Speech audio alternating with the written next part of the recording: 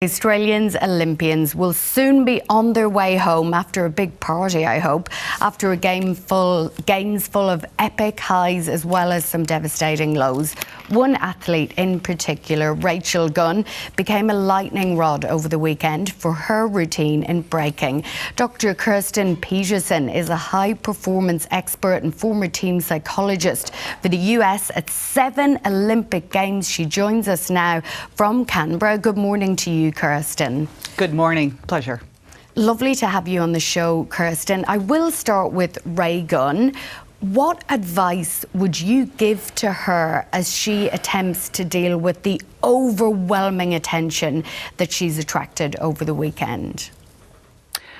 I think her public statements suggest she's handling it as well as you can, and it's just unfortunate she wasn't able to present her context before she competed. You know, this idea that she was not as athletically prepared to match up with some of the more, the stronger moves, and so she created her own story. And had that been given to us as context, I think that might have helped us, because I think breaking, we just don't understand the rules of it. And so it's hard to know what it looks like when somebody's trying, you know, what does effort look like in breaking? What does creativity look like? So had we had more of that context, I think that would have done well. But the fact is, she's telling the story. And if I were talking with her now, I'd say stay true to that, because at the end of the day, you cannot control how people react to you. All you can do is deal with your own reaction. Kirsten, do athletes generally see the team psychologist before they perform, particularly for a debutant like Ray Gunn, who would have no doubt been shocked at the level of attention and the level of headlines that have been created from her performance? Would she, or do athletes see someone beforehand to kind of prepare themselves for that? Well, you're talking to somebody who's biased, and so if they're smart, they would. Certainly with the teams that I worked with, we would be setting this up months before the games in terms of, you know, what to expect.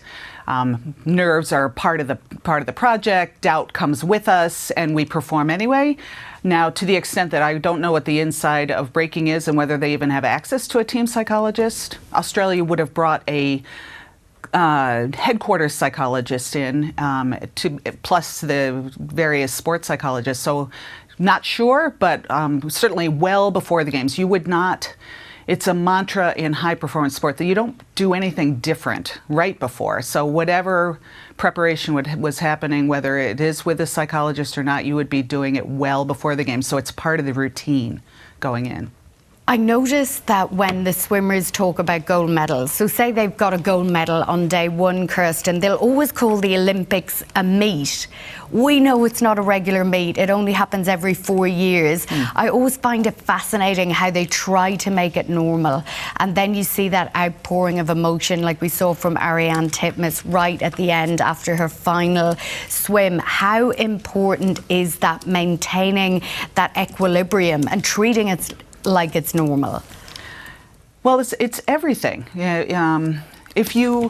Because if it's different, then you'd have to be different to meet it. And what we would be really working on is to recognize that dance with what brung you, meaning whatever got you to the games is going to get you through the games. So you already have what you need, and walking in, like, we'd well ahead of time have pictures of the venues, so you're kind of familiarizing yourself well beforehand. And, you know, the water's the same. The lengths are the same. And so you do spend a lot of time filling your mind with the job. But what will happen is our minds are thought machines take us away, and so I talk about bouncing back from the pressure into the job over and over again, and normalizing that, because that's the way minds work. Let's talk about Simone Biles. Talk about bouncing back from pressure to become the most decorated gymnast of all time. What a superstar. No one had more pressure on them at these games. She's been really open about what she's had to deal with personally. I'm in awe of how she's dealt with that expectation and delivered. What would be the #1 strategy she would have used to do that?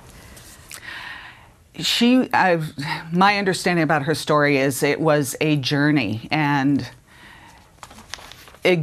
she has a really solid support team around her. Her husband was great. I love the line he gave, which is, to grow through it, you go through it. So it was a journey of working through the twisties for months and years, and to come out solid on the other side, knowing the job that you have to do. It was an amazing story, and I credit her for bringing mental health to the forefront, making the invisible visible for the world to see. But she worked for it. It was not an easy solve, but I think it's about then owning that process, going in and knowing what you have to do.